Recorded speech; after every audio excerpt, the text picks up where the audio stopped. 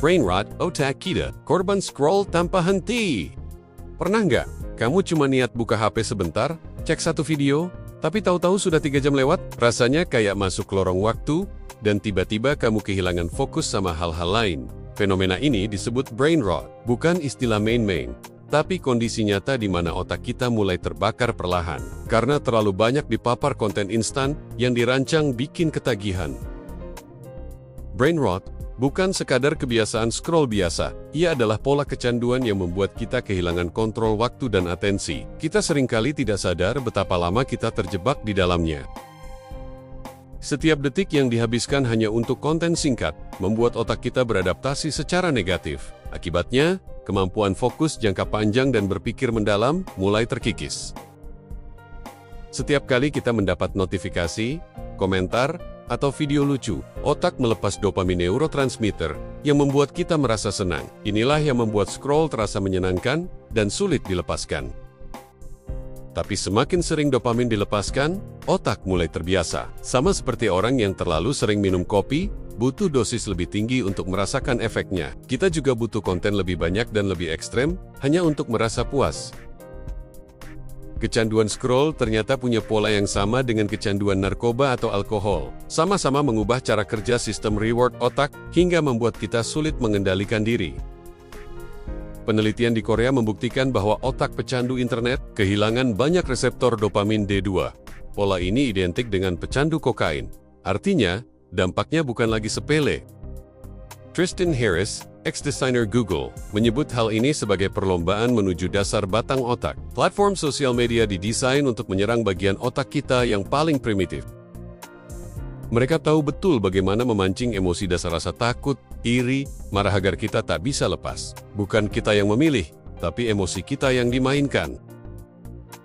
Doom scrolling, membaca berita buruk, tanpa henti memicu stres. Saat stres berkepanjangan, tubuh memproduksi kortisol berlebih yang bisa merusak jaringan otak. Kortisol tinggi membuat hippocampus, pusat memori, rusak prefrontal cortex yang berfungsi mengontrol keputusan, ikut terganggu. Inilah sebabnya kita jadi mudah cemas, bingung, dan sulit konsentrasi. Otak remaja sangat plastis. Jalur saraf yang sering dipakai akan menguat, sementara yang jarang dipakai melemah. Masalahnya, jalur yang dilatih justru jalur respon cepat dan dangkal. Lama-kelamaan, otak jadi terbiasa dengan informasi singkat, fokus panjang, dan pemikiran mendalam terpinggirkan. Kita kehilangan kemampuan untuk diam dan merenung.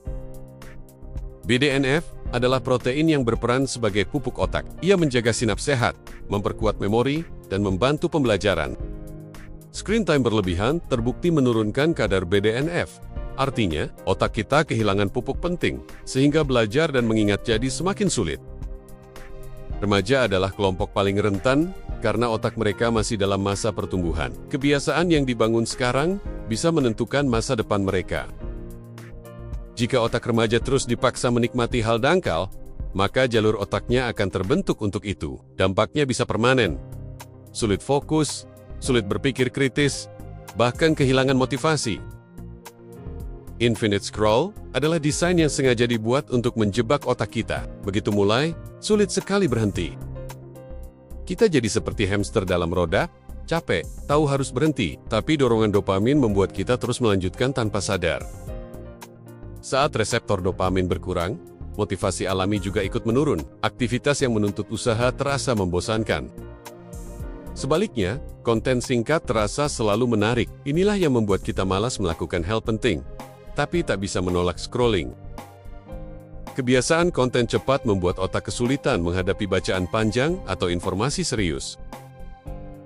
Akhirnya, kita jadi cepat bosan dengan penjelasan mendalam. Kita lebih suka hiburan instan dibanding ilmu yang butuh waktu. Social media ibarat permen, manis, enak, bikin ketagihan, tapi miskin gizi. Kalau kebanyakan, otak bisa rusak. Informasi cepat memang memuaskan, tapi tidak memberi nutrisi kognitif yang sebenarnya kita butuhkan. Dalam jangka panjang, otak kehilangan kemampuan untuk berkembang optimal. Fungsi memori, fokus, dan kreativitas melemah.